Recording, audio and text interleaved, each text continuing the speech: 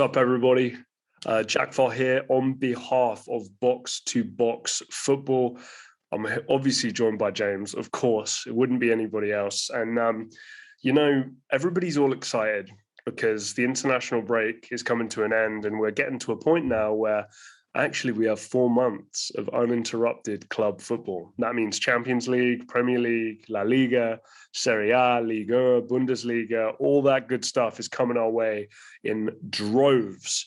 But with this kind of final break period before we have this 4 months of kind of uninterrupted club football, James and I wanted to just kind of have a retrospective look at some of the football transfers that have been made, because obviously it was an incredibly busy summer, not necessarily like big like value transfers, because obviously a lot of the quote unquote big transfers were actually free transfers. But James and I were just going to do a quick tier list, just kind of talk it out on how some of the bigger names that moved around this summer, either a big fee or a big name player, how they've settled in so far. James did make the point, and I think he's absolutely right to bring this up. And James, I'll kind of bring you in here. You wanted to talk about the fact that obviously after 10 weeks, it's hard to make any kind of truly definitive statements, right? No, yeah. Sorry, I was chilling there. Yeah, because listen, we're only like 10 games into like their league season. We all know that the second half season you might see players spurt. Like for instance, Ronaldo, who was definitely known for having an amazing start to the second half of the season, just going off. So Right. If you see a player right now who hasn't maybe kicked on the way he should have, maybe the second half of the season might be where he kind of takes off. But we're judging them on what they've done right now. And it might be a bit harsh, but it is what it is. It's the game we play. So I don't know if there's any more of a divisive transfer that we could even go to at this point than £100 million for Jack Grealish. Now, I'm just going to bring it up on Transfermarkt here. The total fee that we have, and I really rate Transfermarkt. I think they do a fantastic job in terms of their sources for transfer fees and the values of players, etc. So the price we have here in pound sterling, £105, 105.75 million pounds. James, what's your initial reaction, and where are you placing Jack Grealish? First of all, Transfermarkt, if you want to do a quick collab, let us know. We can obviously make things happen, of course. True. But Jack Grealish has been am I surprised in what has happened to Man City? No, because we've done numerous of videos where we talked about how Jack Grealish isn't going to a Man City team where he's going to be the best player. Right. He's going to come into a system where, in my opinion, there's 6, 7, 8 players better than him, and there's 2 or 3 better than him in his own position. Right. Again, we have to judge him on the fact that he is worth 100 million. Well, they paid 100 million for him, so we expect more from him. And in my opinion, for 100 million, he hasn't delivered in the way he should. I think he scored like 2 goals in that time. Yeah, he's got a few assists, but especially in the big games, the game against Liverpool's, the game against Chelsea, he was all right. The game against Man United, he didn't even feature. The PSG game, he got absolutely dusted. There's that amazing image of Hakimi just pushing him to the side and him just lying on his back as Hakimi runs away. Grealish hasn't been great so far, but I will put him personally right now, put him in the D category for what overall he's done. Now, he hasn't been bad. Actually, you know what, Jack? Let's go see. Can we be fair and kind of put him in the middle? Let's go see. Are you happy with that? I'm going to go D. I am. Okay. And I'll tell you, and I will tell you why. Obviously, we can kind of talk it out here. Maybe I'll move to C. Maybe you'll move to D. I don't know. I think that if you look at the Jack Grealish thing outside of the white lines, right? You look at an English kid adored by women. Men want to be him. Women want to be with him. Right? All that kind of classic rubbish. The focal point, the English focal point. You look at all that stuff. Has he even delivered from that standpoint? Because I don't think he has. I think the golden boy, the flagship player for the future of Manchester City is not Ruben Diaz. It's not Edison. It's not Kevin De Bruyne. It's not Jack Grealish. I think it's Phil Foden. I think Phil Foden is the golden boy for this Man City team for the future, for marketing, for that's going to be your guy going forward. So I think even outside of the white lines, Jack Grealish has not delivered on that £100 million kind of promise, which we talk about all the time with the English tax and all this kind of stuff. I think you and I agree on this. Jack Grealish at best, in terms of just pure footballing ability, if you ignore his, kind of age and his nationality and stuff, this is a £35 million player, £40 million player tops. 15 appearances across kind of all competitions, 2 goals, 3 assists. A Man City that much better? Probably not. I think you'd say that if you had Sterling in one of the wide positions and Mahrez in one of the wide positions every single game, we'd get the same, if not a little bit better. So I'm not going to say it's a failure because he's talented and I see the upside going forward, but they paid more than double. He's not really done what I think the idea of the transfer was. So for me, and again, it's not Jack Grealish's fault. Man City were the ones who chose to pay the money. And Jack Grealish is working his butt off, learning a new system. He's not played Man City football before. He was at Aston Villa trying to carry them. But for me, it is a D. Jack, I feel like the one thing, I get you there. The one thing that I even noticed as you were talking is that I feel like Man City are better off without him. I agree. Like in their starting 11, like Jack, let's be honest. First of all, Man City's best player this season has been Bernardo Silva. He has been outstanding. Gundogan kind of picks himself. Rodri starts. But then you look at the wide areas. I think Mahrez gives him so much width. And Phil Foden, just at this moment of time, Jack, he has to play. And usually he'll play on the left-hand side. So when you look at it, there's no real space for him. The only space is maybe as a false 10. But De Bruyne has to play when he's fit. So it's like, does he really start in this Man City team? That's even a big question there, but let's move on. Like I said, James, look, I was won over by Phil Foden. I absolutely have been won over by him now. I was a little kind of slow to kind of truly appreciate and respect him. But I think Phil Foden, the answer they were looking for has been under their nose the whole time. I think that Man City might have just been destroyed on social media if they hadn't spent any money, hence the Grealish deal. But for me, it's a B. Do we agree with that? What do you think? Yeah, I'm happy with that. Let's move on to the next one. Okay, awesome. Well, next up, little kind of closer to home for me, James, we have young Mr. Tammy Abraham, 23-year-old wonder kid. Not really much of a kid anymore, let's be honest. But he's 24 now, actually turned 24 this month. Obviously with his deal to Roma for £36 million, which first of all, I just think is a really good deal. Now, what I quickly want to do, I've just got his stats up here: 17 appearances across the Conference League and Serie A. 17 appearances, 5 goals, 2 assists. I just want to say my piece first. Coming from the Roma perspective, we'll get the biased view out of the way, and then I'll let you kind of come in.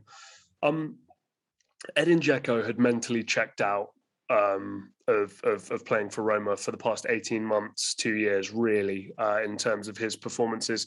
Still scoring goals, still a massive part of any success that the team had. But you could tell that he was just like, yeah, the best I'm going to do here is finish top 4. I'm kind of done. I'm kind of over it. We've seen he's gone to Inter and he's just playing, he's kind of having this rebirth, one of the better years of his career. What Tammy Abraham does, not in terms of getting goals and getting assists, is what's so impressive about this team. This is a Roma team in complete transition. The whole squad is being sold, basically. New players are coming in. Hopefully, there's all this talk of somebody like Dennis Zakaria coming in, Diogo Dalot coming in, potentially, these kind of players that Mourinho likes. Tammy Abraham is the workhorse up top who lets the other guys play, who takes the attention away from a Nicolo Zaniolo, Mkhitaryan, Lorenzo Pellegrini, these kinds of players. And whilst you may look at the goals and assists and go, no, he's not that good, you haven't watched him play. The work rate off the ball is immense. Defensively, it's immense. And I don't think we're ever going to see a super prolific Tammy Abraham. But I think what he's brought to this Roma team has been really impressive. To me, especially for the value, especially for the age, especially in a couple years, if he keeps his performances, if he goes back to England, looking at a profit on the player as well. I don't think anybody's going to pay any less than £50 million for somebody like Tammy Abraham a couple years down the line. So to me, it's an A. Now, I'd accept a B, but to me, this is an A transfer. What have you made of Tammy Abraham so far? I'm not gonna come and tell you that I watch a load of Roma games, but I What? see a lot of the highlights. I see everybody bigging him up. I'm liking what he's doing. I like in the way how he's becoming not just a goal scorer, but overall like an overall numbered line, as in he's very mobile. He gets involved, links up the play, holds the ball up well. And Jack, obviously, you talk about his work rate. But the one real blemish is you have to look at it, Jack. The striker's always judged by how many goals you score, Right, and unfortunately. that's fine. Now, That's now, fair. now, listen, there's all parts of the game that strikers need to do too. And that also needs to link up too. But we need goals. 17 games, 5 goals for a striker, Jack, is not impressive. I personally will put him in the B to C category because, again, Jack, like, it's good, but you want to see the ceiling is there, but you want to see him grow and grow and get even better. To say it's an A already, what you're trying to tell me is that he doesn't have a space to grow. I think that Tammy still has The, so the much the more the to the give. transfer is an A, is what I guess I'm saying. For 36 mil to get Tammy Abraham at 24 years old with the upside and what was needed for the team, I'm rating the transfer that, I would still take Jack Grealish as a player over Tammy Abraham, but it's the transfer I'm grading, if that makes sense. I guess okay, we'll leave it in the B B, category. I'll, B's I'll be okay. happy. Like Split the yeah, but we'll difference. go on. We can move on to the next one. So next one, we're obviously going to be talking a lot about these big free transfers, and there are two gentlemen who will be coming up shortly, who will obviously get a lot of the attention on that one. But one that went kind of under the radar, I think, because everybody knew it was going to happen. David Alaba on a free turned down, I think, 4 contract proposals from Bayern Munich and joined Real Madrid. Obviously, we saw that absolute banger he scored a couple of weeks ago. Obviously, James, I know not necessarily you've watched every minute of Alaba play at Real Madrid, but so far, what have you made of the impact, the signing, and David Alaba coming into Real Madrid? Interestingly enough, I actually watch a lot of Real Madrid games, and I remember I was talking to obviously my friend Jed, who's a big Real Madrid fan, who's been on the show. Shout And I out to remember Sammy I too. was We, we, like, oh, know, we know you're Sammy watching, too, and I Sammy. was speaking to him about the transfer of Alaba, and that he was saying how he was angry that Real Madrid let Ramos go and brought in Alaba, that he would rather have Ramos stay in the situation, and we'll get to Ramos in a bit. But the fact that Real Madrid is going to get Alaba in the prime of his career, and he's coming into an unstable Real Madrid team, an unstable back four where they've lost 2 of their main centre backs, the ones that led them to 3 straight Champions Leagues. The fact that he's come in and he's been so solid, and it's been a player that is very versatile, but has been consistent week in and week out. Alaba isn't the type of player that one week he's good, next week he's bad. No, Jack, he's been consistent throughout the time. Now, the Real Madrid defense isn't great, but he's, right, to me, been one of the shining lights this season. And personally, if I'm booking Alaba right now, I would give him an A. If I'm being honest, I felt he's kept coming right now, and it's just fitting like a glove in this Real Madrid team. Yeah, I agree with you. I think for a team, if you're trying to lose Sergio Ramos and Rafael Varane in one transfer window, you need to make one hell of a statement in terms of a signing coming the other way. Now, okay, no fee on the transfer, but I'm sure he's making a good chunk of change in his wages, and his signing on fee, I'm sure, was not small because there would have 100% been other teams, Premier League, interested in getting Alaba as well. But like you say, I think if you're trying to just make the best of a bad situation in terms of the 2 players that you've lost, Alaba's done that. You went out there and you secured your guy. I feel like my initial reaction is to put him in B, because I don't think he's kind of set the world alight. I think he has been very good. It sounds like you've watched more of him than I have, and obviously, again, it is a team sport. So it's going to be very, very difficult with Real Madrid in the predicament they're in. Same with Barcelona, which we'll get to shortly. Well, Jack, you say predicament. Real Madrid are like what, top of the league, or like in and around it, like a point off or so right now. They're going to qualify for the next stage of the Champions League. It's not like Real Madrid have been bad this season. In fact, they're doing really well. Not at all, but I think defensively, if we're talking about a potential drop-off and a lot of turnover, trying to make the best of a bad situation, Marcelo's supposedly leaving this summer as well. Carvajal can't stay fit to save his life. For me, I look at it more as a B, but not because it's his fault. I think what Real Madrid have done in terms of the transfer has been borderline faultless. So actually, you know what, I'm kind of talking myself into an A actually. So I'm going to agree with you. My initial thought was B, but I think you won me over on that one. Moving on to another centre back. Who James has watched every single week, hands down, no questions asked. Mr. Ben White. Now, obviously, I just want to make sure that we have the right kind of fee here for Ben White, because I don't want us to kind of mess this up. We've got £52.65 million pounds, market value at the moment of 25.2. Now, obviously, this is where the criticism came originally. Everyone was going, why are you paying so much for this guy who, who at Brighton, correct me where I'm wrong, played in a 3, right? Was part of this team where, like, you'd say he wasn't necessarily the outstanding player, was somewhat lucky to be in the England setup, was brutally mocked early in the season when Arsenal were having their kind of rough spell. But obviously lately we've seen some clean sheets and we've seen Arsenal play some better football over the last 3 or 4 game weeks. We're 10 game weeks in now. We've seen, I think, the best and the worst of Ben White. Where do you sit now on this deal, James? Again, Ben White is a good defender. Again, still has a lot to improve at. To me, 1v1. Sometimes at times reading the game and kind of like when I mean stepping in, like he hasn't went against some top strikers yet. And I want to see what he's like against top strikers. Against Ivan Toney, he didn't look great. He didn't play against Lukaku. I want to see what he's like in that situation. But one thing that he has come in for me, he has changed Arsenal defense. He has made us better. And that's, to me, is a big thing. The biggest thing for me with Ben White is the one thing that I see and I love about him is that when he does step in and win the ball, or when he does have the ball, his ability to drive and get us going forward is massive.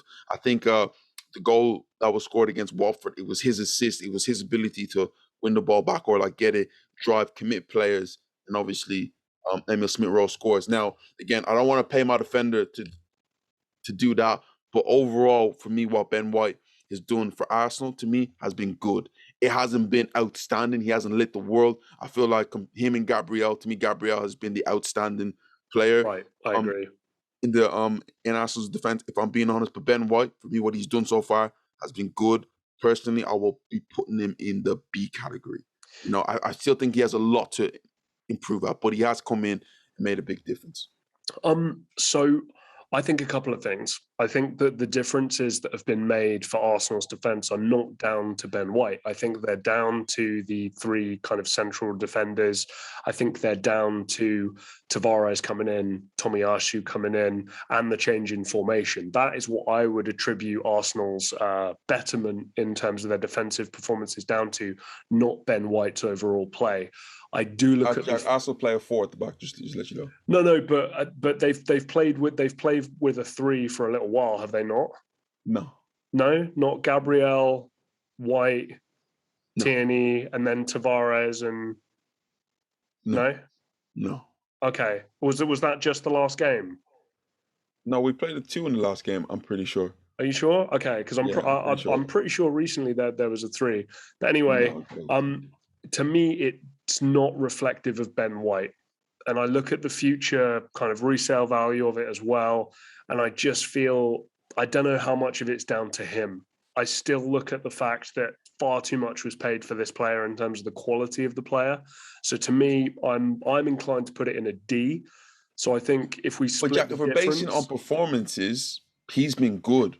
Like, he's been good. Jack, the Arsenal pay over well over the odds. But James, no one's going to get 50 million for Ben White. Not a chance. This is not a performance-based list, though. We're rating the transfer. What did you think of the transfer? I'm still saying it was a bad transfer at this point. Well, not bad. I think it's a C. I think it's I'm more looking at it from the point of view of the performance side of it, and I think he's performed well enough to be in the B category, and like he has improved Arsenal. But if you say D, okay. But I would put it's fine. We can split the difference and pop him in C. I still look at the deal. It's far too much money that could have easily been spent elsewhere in the team, and I think we'd still be looking at different results. Saying that, though, we do have another player who wasn't necessarily brought in to make an instant impact, especially with rumours coming out lately that our mate Luka Modric is potentially going to be signing a new deal till 2023. Eduardo Camavinga, Real Madrid. What have you made of this so far, James? Because obviously this is one of the hottest prospects going. But as we talked about before we started, Ilaix Moriba, had Barcelona bent over a barrel. Went to Leipzig, where everyone I think thinks, oh, great, he can develop, he can become better. And I think you said he's played once this year. So how, being a hot prospect doesn't always mean that you're going to play straight away. Jack, you'd be surprised. Like, okay, Camavinga hasn't came in to be a starter for this Real Madrid team yet. But what he has done since he's come in, Jack, has been so positive. Every time he's came off the bench, he's affected the game. The game against Inter Milan in the Champions League, come on for 10 minutes, sets up the winning goal. I think on his debut, he scored on his debut, and every single game he's just seemed to, have something going for him. Now, I get it. The minutes doesn't reflect he's been outstanding. But Jack, it's a 19-year-old kid, and I feel like for Real Madrid right now. Pardon? Just 19. Real Madrid are going to just slowly but surely bring him in. Exactly. Real Madrid, to me, are going to be slowly and surely bringing him in. This season isn't for him to be starting in like to be contributing at a high level for them. But the fact that he's coming on and showing the quality that he has for Real Madrid, to me, it's been a positive signing. In Jack, you want to mention transfers. 19 years of age, getting him on a free transfer. It's an outstanding signing. He wasn't free. He was 25. I believe it was 25. 25.5 million. But even then, 25 million for a 19-year-old midfielder, which ceiling is high as you can possibly get. Again, if I'm basing it on performance, I will put him around the C category. Yeah, but if you basing it on the transfer, it's an S. Okay, so another one where we're gonna very, very differ slightly. So we'll see who bends to who here. My initial reaction is A, because I totally agree with you. Everything you've said. We look here on Transfermarkt, and look, guys, I'm not telling you that Transfermarkt is God's gift to the world, but they usually do a very, very bang up job. 4th of June this summer, the last market value update, £49.5 million, able to secure the player for £27.9 million. That's just unbelievable business. Like James said, ceiling, I can't even see the ceiling. That's how high it is. And with kind of aging and, slightly falling off, maybe a teensy bit with the likes of a N'Golo Kanté, likes of a Paul Pogba, these kinds of players, the France national team's going to start popping up, maybe opening some chances for somebody like Camavinga as well. The future is incredibly bright. Real Madrid with their plans in the summer as well, the likes of Kylian Mbappe, maybe Paul Pogba, aforementioned Paul Pogba, maybe an Erling Haaland as well. I mean, forget about it. This kid is in prime position to reach the top of the top of the top. But to me, I don't know how much weight you can put into him fulfilling that potential. Like we've talked about before, is he going to totally fall off? No.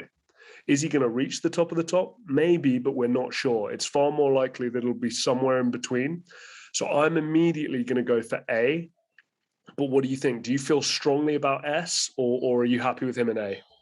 Personally, I would. If I'm basing on performance, he'll be a C. But if based on transfer, okay, put him in A category. Better transfer for you for Real Madrid, David Alaba? No, Alaba. Alaba. Okay, Alaba. Cool. Obviously, long term is probably going to be which transfer? No, Alaba. Okay, fine. I feel next one. Yeah. Flipping on kind of the other side of Spain, the other big team in Spain, Barcelona. We know the issues that have happened there. They had one hell of a summer, probably the most memorable summer, maybe in the history of the entire club, if we're being totally honest. But one kind of bright spark, at least it feels that way, Memphis Depay. James, what are your initial thoughts on Memphis Depay at Barcelona? Barcelona haven't had the greatest of seasons so far. What their language in around the 8th position, I'm not exactly sure where they are, but they're not in the top 4 at this moment of time. They came off this horrible 3-3 draw where they were 3-0 up and they kind of let it go in the last 25 minutes. But Memphis Depay has been one of Barcelona's bright sparks this year.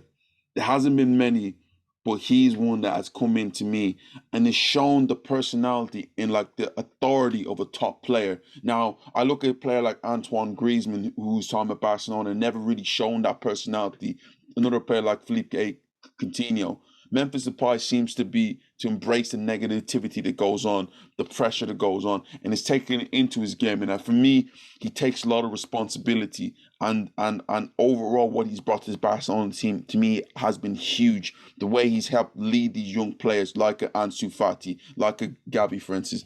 I believe if you're looking at a transfer overall for Barcelona, this is, to me, an S tier. James, I'm not gonna lie to you. I thought you'd go A or B here, but I'm really, really pleased that we agree. This is a stonewall S for me. Like you said, I think you made all the points that I want to make. I just want to kind of echo them here quickly. Talk about kind of a negative situation that you find yourself in, right? You don't need the most talented guy or the most, dominant player to come in. You need somebody who can take a bad situation, flip it on its head, turn it into a positive, who can motivate others, who can bring the kids up if things aren't going so well, who aren't going to sulk, who are going to do their thing.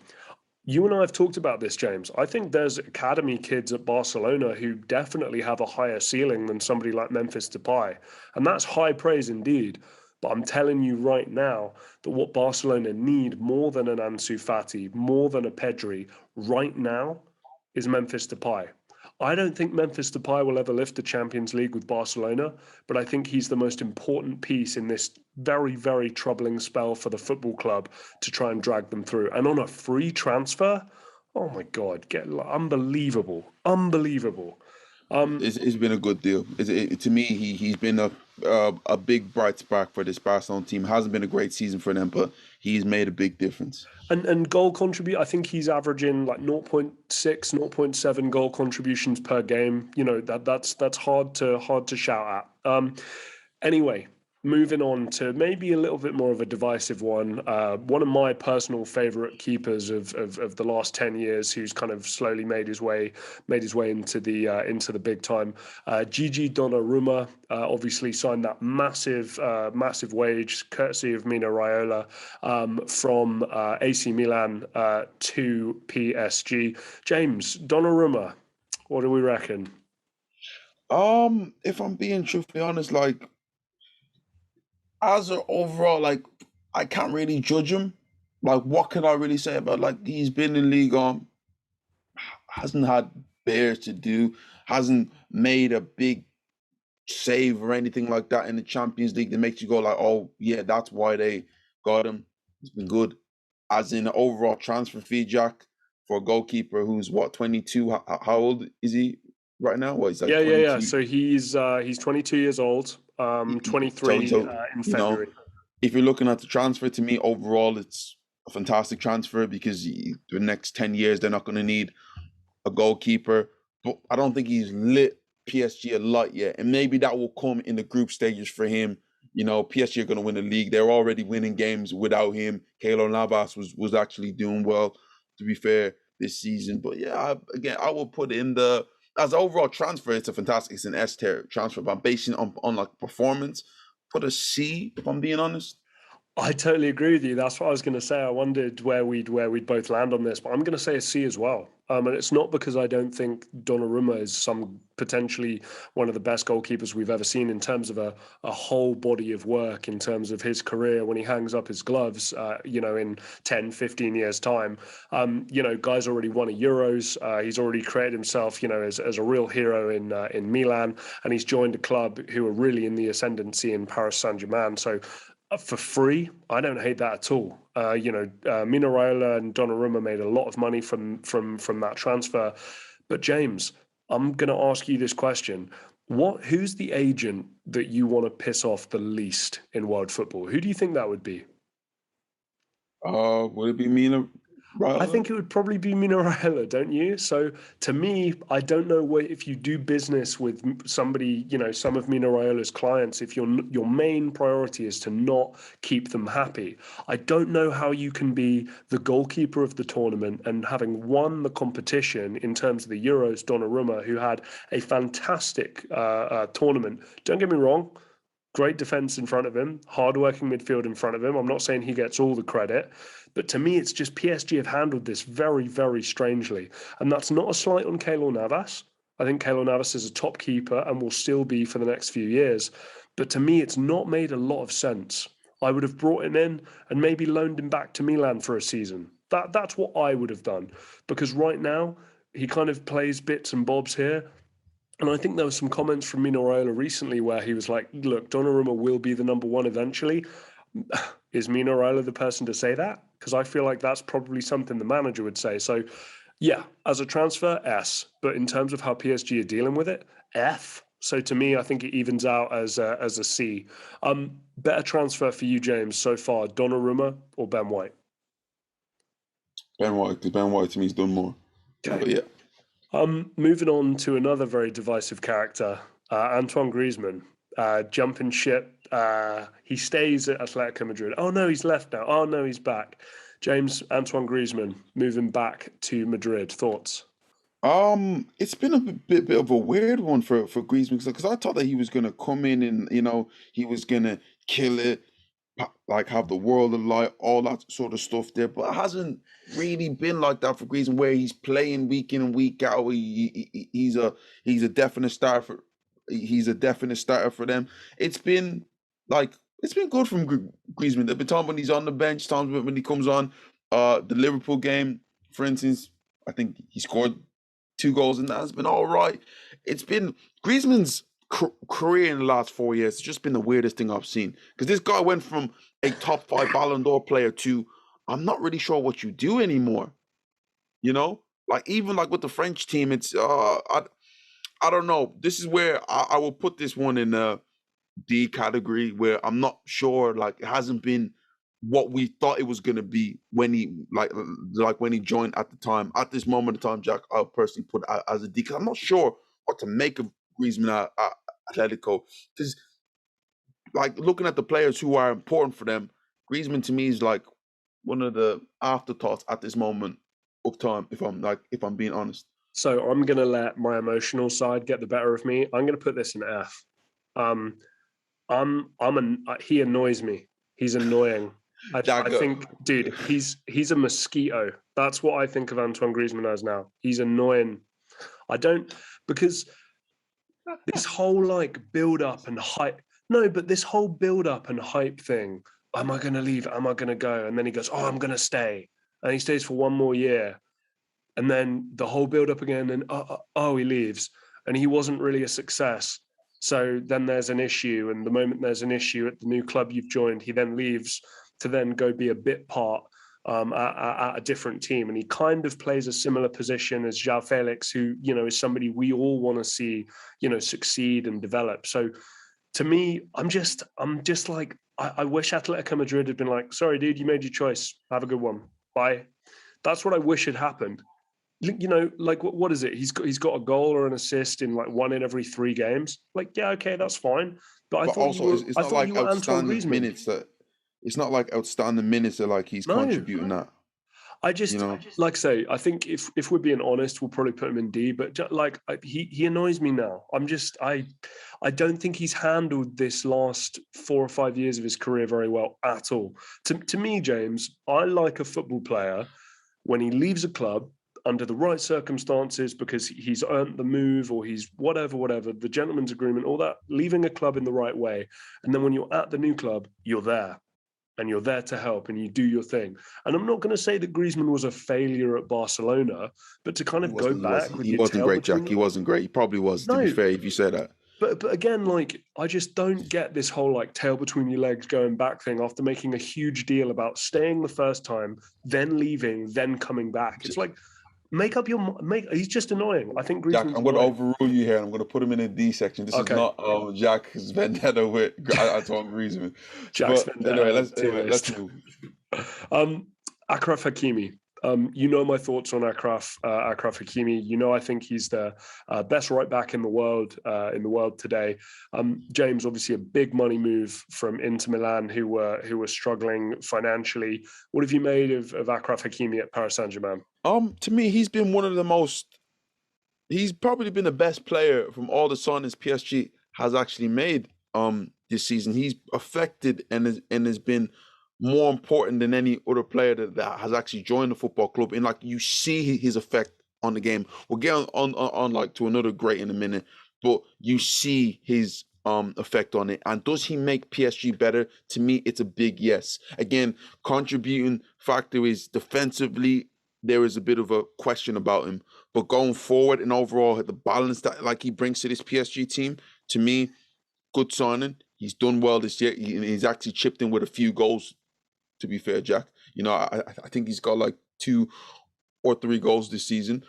I will put him in the B category because to me, it's been, oh yeah, really good. But I feel like there's, if I'm looking at the rest of the guys, his performances could even get even better, if I'm being honest. I agree with you. My thought before you started talking was B. You know, Transfermarkt have him at a £54 million rated player, and I agree with that. I think that's about right. And for the best right back in the world, you know, I think he's right up there with an informed Trent when Trent decides to play good football. I think, you know, those two are kind of right up there with one another. But you know, he's valued at 54. I think that's fair, and they paid 54 million for him. You know, he's 22. It's a huge upgrade in the position, all these positive things. But again, the price paid, the kind of future sell-on fee, still playing at Paris Saint-Germain. Is Hakimi going to be the difference in winning Liga or winning the Champions League? I'm not so sure. I think he can be, but I'm not super confident he will be. So I think a B is about right. And I've got to be honest with you, again, may think I'm being biased here. I think Tammy Abraham's contribution to Roma outweighs Hakimi's contribution to Paris Saint-Germain right now. I'd take Hakimi over Tammy Abraham every day of the week. Don't get me wrong. He's a better player, you know, more elite. But to me, again, I think the fee represented how good the player was, you know? Gotcha. Next up, kind of a weird one now. Ibrahima Konaté. We haven't seen him as much as maybe some of these other players on this list, but obviously this is a player that did move for like a good chunk of change to Liverpool, £36 million. What have you made of him, James?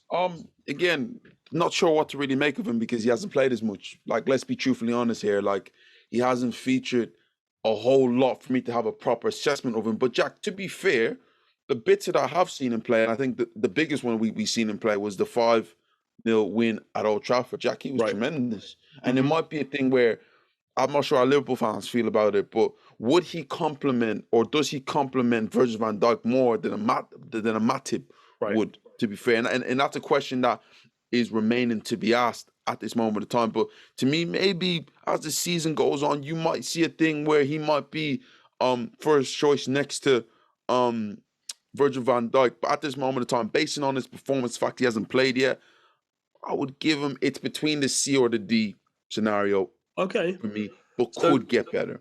So I think we'll probably settle on C here because I was leaning more like, you know, upper edges of B, but probably more likely to be C.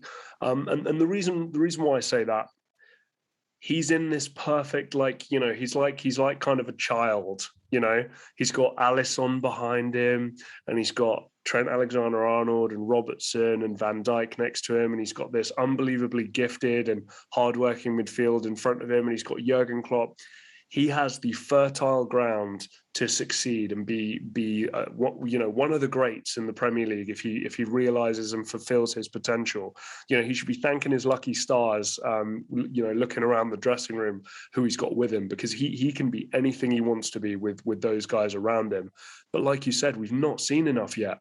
So as much as I'd love to give this S tier, A tier, we're talking about the best partnership in the world, Van Dijk and Konaté, we've just not really seen it. But I think the more time goes by, the more that he'll kind of learn his trade and all this kind of stuff. So for right now, I think I'm going to split the difference with you, and I think we'll go C. I still think the Donnarumma and Ben White deals, I think, you know, you mentioned the Ben White deal you're happier with over Donnarumma. So I'm going to slide him in just behind Donnarumma. So, James, we've done 2 PSG transfers so far. We got 2 to go. You might have heard of the next guy from Newell Old Boys originally, and then made his way to Barcelona, and recently he actually signed for Paris Saint-Germain on a free transfer.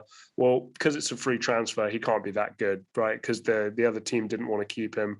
A guy called Lionel Messi. Just wondered what you thought of his transfer, and also people watching, take a look in the description. I don't know if James can pop up a thing here or there or somewhere to click on our video where we've actually discussed how Lionel Messi has played over the kind of this first part of the season here. But James, as transfers go, where's Messi sit for you?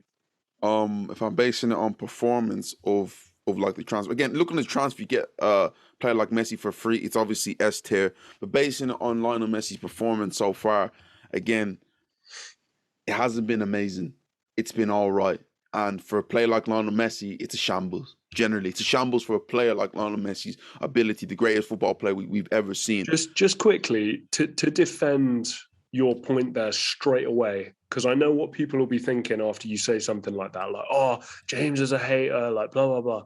Guys, James and I both are comparing Messi to the standards that he set. He set his stupidly high standards. So even if he has a 0.4, 0.5 goal contribution per game, that is not good enough for a guy who at times in his career can average like 1.8. That we're comparing him to standards that he set. And I feel like we have to, this is somebody who, when you look at this list, there's another guy that also on this list is outstanding too. But based on Messi's performances, Jack, if I'm being truthfully honest, I will put him in the C category. You know, I still think Messi still has another 50 girls to find, and once he finds them, it's a wrap for everybody. But at this moment, I'm basing it on performance. I got to put him in the C category. It hasn't been amazing for a guy of Messi's caliber.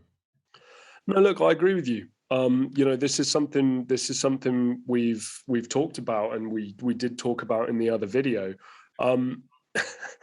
Guys, he's halving a lot of his important attacking stats. His shots on target halved.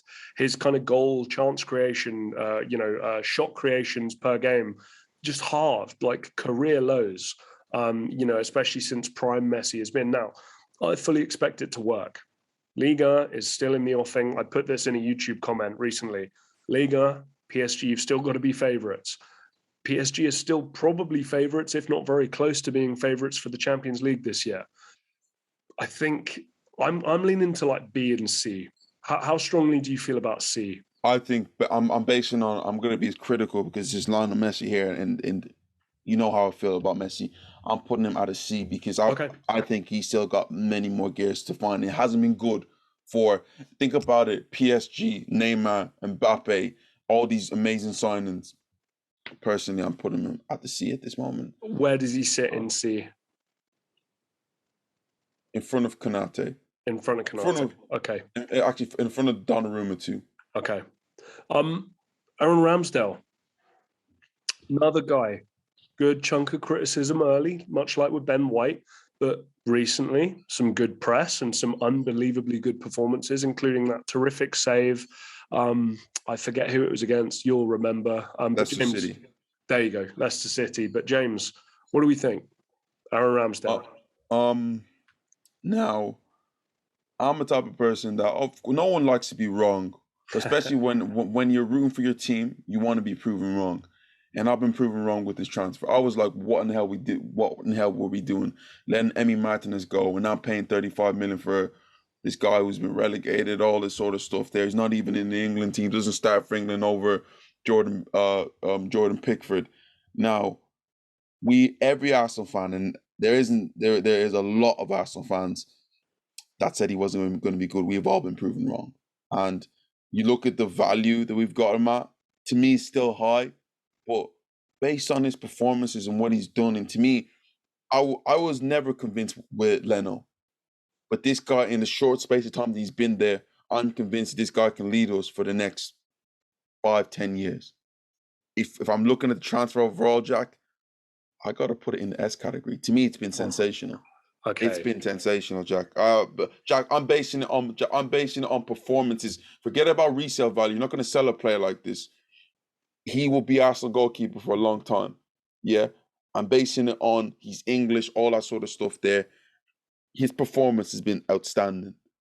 I'm putting him in the S category. Yeah, it has been good. I'm not gonna deny it, and I'm gonna try my hardest not to let the fact that Emi Martinez was let go to That doesn't that's right. irrelevant It's a at this separate moment deal. in I time. know that, but unfortunately, that was Arsenal's choice, and I think we can both agree they made the wrong one thus far.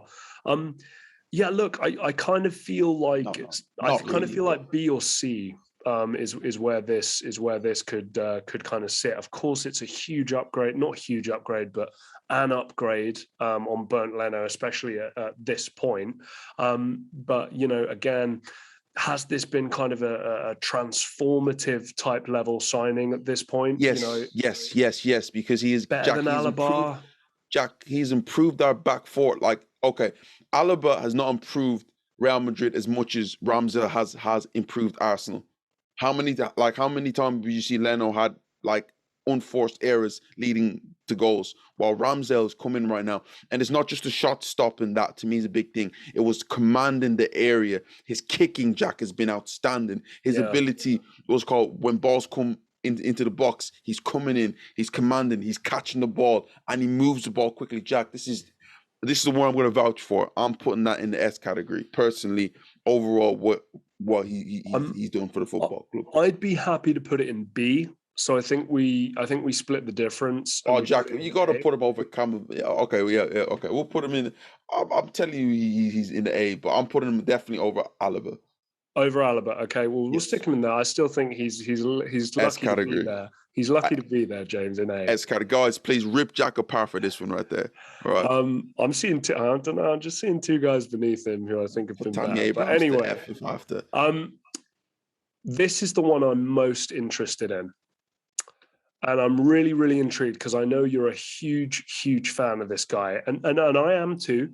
But I'd like to think that I'm a little bit of a realist when it comes to this man and what he can achieve and what suits him, and kind of where he should be. We can see. Look at that. Look at that list of moves over his career. But Romelu Lukaku, 11 games, 4 goals, 1 assist across these competitions. I'm going to give myself a quick victory lap and pat myself on the back here, because I was saying all summer, this is a safe signing. You know what you're going to get out of Romelu Lukaku, but you're taking him from the best possible environment where Romelu Lukaku can play his football, and you're putting him in one that's not perfect for him. And we've seen the performances drop off. Romelu Lukaku is still an unbelievable pro. Romelu Lukaku, for the rest of his career, will probably still remain a top 5, top 10 centre forward in the world of football. Will always score goals, will always trouble opposition, even if he's not scoring goals. But to me, the amount of money paid for the team and where they're at now and what they're kind of doing, it's still a slight overpay. I'm going to put him in the bottom of B, I think, for Romelu Lukaku, because to me, the performances have dropped off. I'm patting myself on the back because this is exactly what I predicted would happen. But I don't know why you would pay the most money for a player at this point in his career for the performances to drop off for things that are in your control. You know the way that he benefits from playing a certain way. And he's been brought in, and we've seen the Romelu Lukaku who plays as a single striker. And the problem with that is that, the performances drop off, and it's not what you'd expected. It's not bad by any means, but you've not paid the money for the player that you wanted to pay the money for. Okay, let's get this right.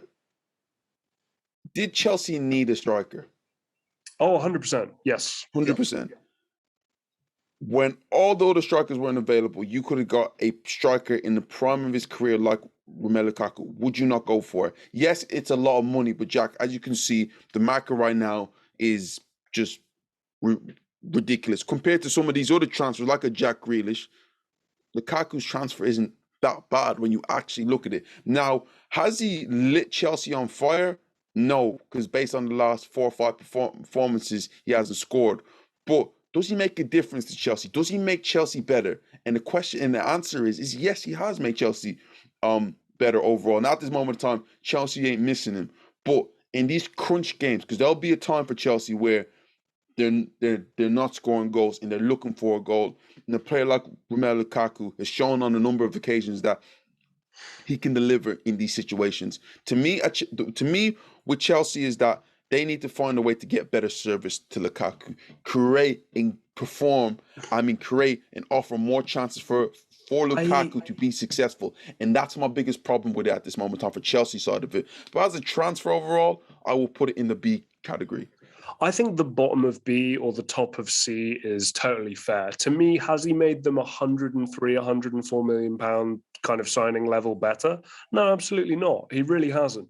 I also think that if you've got Reece James playing the way he is, Marcus Alonso, Jorginho, Mason Mount, Kovacic, these kinds of guys who are, providing service. And I know that the style of football is a little different with Thomas Tuchel, but again, to me, the transfer just doesn't make sense. That was the thing. It's very safe. He was never going to flop. Jack, how does the transfer not make sense? You needed a striker. He's a very good striker. He's been at the football club before. He replicates what like your old striker done in a Didier Drogba, where you've been very successful. How does it not make sense? They needed a striker. He was the striker. He was the striker, but look at the player that they signed from last year. Have they signed the same guy or have they not? Jack, he's come in and his goal record hasn't been bad. No, it's not been good. If you compare it to last season, it's 11 appearances, 4 goals, and an assist. Well, Jack, you do know like there's still a lot of football to play, and when he comes back, James, just we're gotta wait judging and the transfer by now. Let's not move the goalposts now. Okay. If you don't want to move the goalposts, last 7 games, Chelsea, he's not scored or assisted.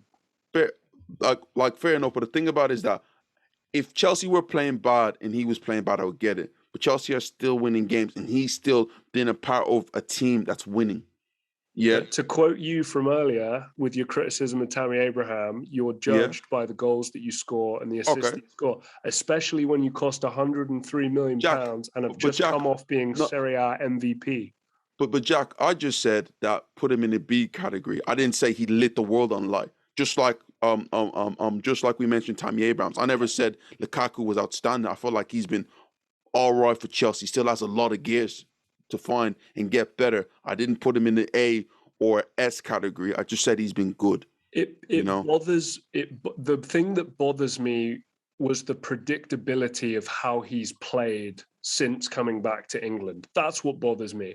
Me getting my predictions so spot on is what frustrates me about why Chelsea pulled the trigger specifically on Lukaku when they could have explored maybe some other options, better value for money, maybe with more upside, etc. No, but Jack, who? Give me a name.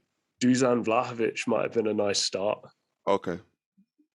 Dusan Vlahovic is not better than Romelu Lukaku. James, I'm looking at a guy with 11 appearances, has 4 goals and an assist, and came off being the MVP of Serie A last year and won the title. I'm looking at a guy right now who is not the same player. For 104 million pounds, that is not a good use of money. I'm thinking, I'm going to say, I might put him top of C. Okay, fair enough. Because I think Hakimi has been better. I think Abraham has been better, and the transfers have been better. I don't think anybody is going to pay that amount for Lukaku again, or even close to it, to be fair. Okay. Do we even need to talk about this one? I mean, Suze, yeah. Yeah. I mean, guys, I hate to just gloss over it like it's nothing. But unfortunately, the guy's come into a team that it's an absolute shambles. Again, something James and I have talked about a lot. Ole Gunnar Solskjaer is a nice guy, but nice guys finish last, or nice guys finish 6th. I'm just saying, Ronaldo has single-handedly been the person who's had to kind of basically get out of jail free card for Manchester United for all this time. And it's not, he can't play all other 10 positions on the pitch and manage the team. So James, I mean, do you agree with me on that, or do you think he's A or B? Listen, we've seen, if it wasn't for Ronaldo, Man United would be right now heading towards maybe a Europa League or a Europa Conference League spot. I'm talking about in the Champions League, especially. What Right. he's been doing has been ridiculous so far. So that to me, that's an easy one. He's been excellent so far. I'm gonna just kind of put myself out there right now on this one and just see if you disagree. Is this our first F? Well, you want to base. We're talking about Lukaku. You're saying, so we're basing it on what they've done for the first few games. Hasn't been great. Let's be honest. It hasn't been. In fact, it's been awful at times. You know, he doesn't look confident. That's to me the worry thing about him. But to me, he's young. My boy Jake was talking about how Jadon Sancho wouldn't do what he did in the Bundesliga, in the Premier League, and he retweeted what he wrote on Twitter saying, "James, I told you so."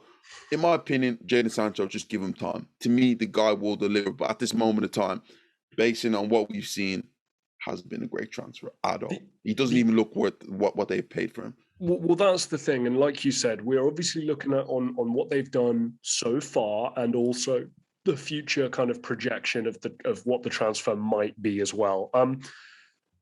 I think it might be D, purely because he's young, purely because he's English. But James, I can't, and I was wrong on this one too. You can tell Jake, I thought this would be, low double digits goals and assists. I really did. I thought he'd come in. I just don't like the way that they've handled it. That's been my problem. I think Manchester United have handled the transfer horribly. It's not even necessarily, I don't think, Jadon Sancho's fault, but the performances haven't been there, and I'm not seeing too much to get excited about for the upside. So it's either the bottom of D or F. What do you reckon? I mean, we can leave him the way he is, but has it been a surprise? Look at what they've done to a player like Donny van de Beek with so much ability, so much upside.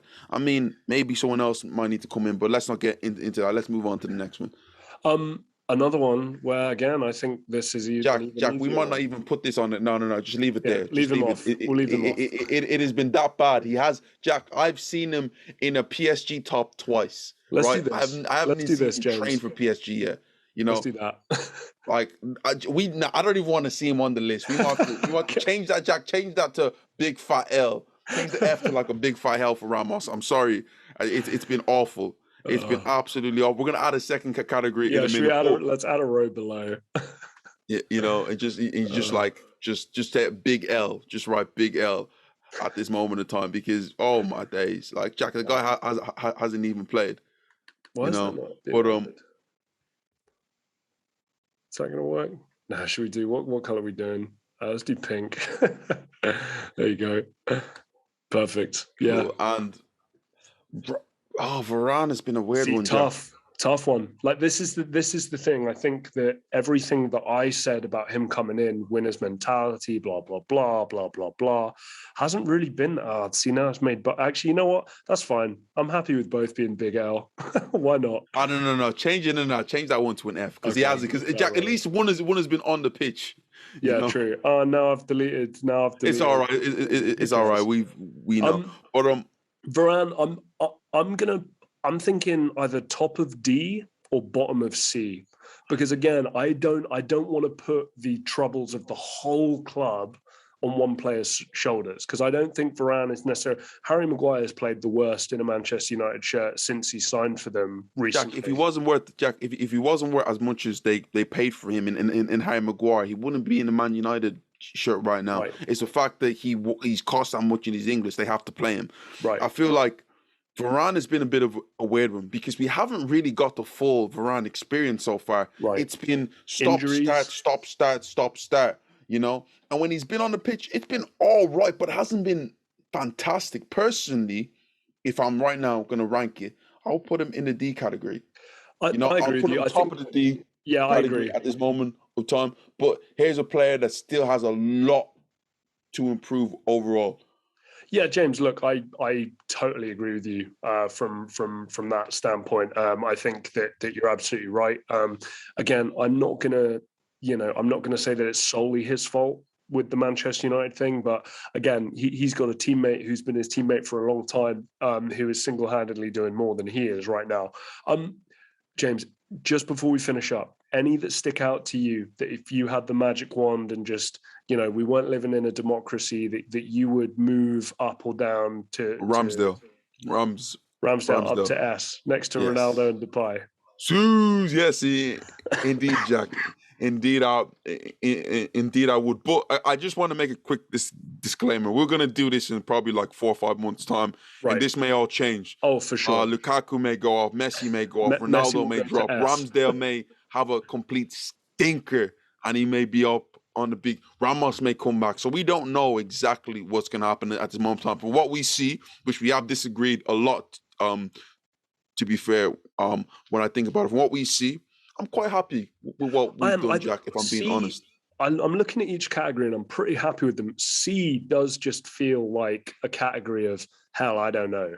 You know what I mean? It's that one where it's like it's just so mixed. It's like it's not warm, it's not cold, it's just there are too many factors at play to make it definitive. Like, if Romelu Lukaku costs 20 million, it's a completely different conversation. If Ben White cost 20 million, different conversation. If I don't know. If Donnarumma was playing, different conversation. Konaté, going forward, all this kind of stuff. There's too many factors in C to, that's very lukewarm, isn't it? Indeed it is. But guys, tell me what you think at this moment. Also, secondly, if you just tuned in now, which you should now watch it from the start of the video. Jadon Sancho's been taken off here. We gave him an F. That there was an F category. Yeah. But guys, tell me what you think. That's on me. Who do you think? Do you think we've gotten anything wrong? Do you think there's players there that we've been a bit disjust to in a way? Definitely not Tammy Abrahams. Definitely Ramsdale. Guys, let us know. Please comment down below. Arsenal, PSG, Man United, Barcelona, Real Madrid fans. Everybody comment down below. Tell us what you think. This is Box to Box Football, and we will see you next time.